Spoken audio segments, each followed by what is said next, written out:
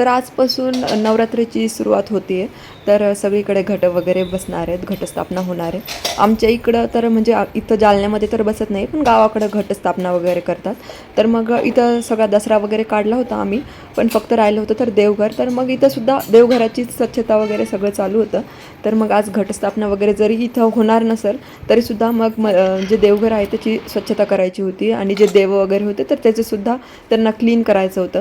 तर मग देवांसाठी जे काही पितळाचे देव वगैरे असतात तर त्याच्यासाठी क्लिनिंगसाठी एक रेमेडी आणलेली आहे मी, जे की म्हणजे एकदम सोपी आहे. तर मी मीठ घेतलं आणि लिंबू घेतलं, तर मग सिंपल असं देवांवर सगळं पितळाच्या देवांवरनं ते सगळं लिंबानं मीठ सगळं लावून घेतलं आणि मग थोडा वेळ त्याला तसंच राहू दिलं. तोपर्यंत मी इकडं देवघराची सगळी साफसफाई करून घेतली, कारण मग दसरा सगळ्या घराचाच निघलेला होता. मग फक्त देवघरच बाकी होतं, तर त्याला पण एकदम डीप क्लीन करायचं होतं. तर मग आज घट बसायच्या दिवशीच म्हणलं सगळं क्लीन करून घ्यावं.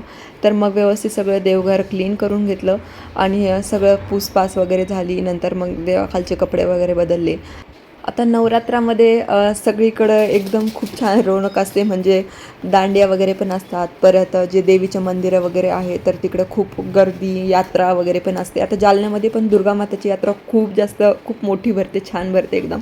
तर आम्ही लहानपणापासून दुर्गामाताच्या यात्रेला येतो आणि अंबडलासुद्धा आता लग्न झाल्यापासून अंबडच्या देवीलासुद्धा जायला लागलो आम्ही. पहिले तरी म्हणजे लग्नाच्या पहिले जायची नाही, पण इकडचे सगळे जातात लग्नानंतर, तर मग सगळे अंबडच्या देवीलासुद्धा दर्शनाला जातो आम्ही. आणि मग 9 दिवस एकदम फास्टमध्ये निघून जातात. तर मग सगळे मंदिराची साफसफाई, देवघराची साफसफाई झाल्याच्यानंतर मग मी सिंपल असं जे देवांना लिंबू आणि मीठ लावून ठेवलेलं होतं तर त्यांना नुसतं हातांनी चोळलं आणि मग नुसतं पाण्याने त्याला वॉश करून दिलं. तर आता व्हिडिओमध्ये एवढे क्लिअर निघत आहे की नाही काय माहिती, पण मग एकदम देव स्वच्छ झाले, एकदम नवीन घेतल्यासारखेच. आणि नंतर मग देवांना सगळं त्यांच्या जागेवरती सगळ्यांना ठेवलं.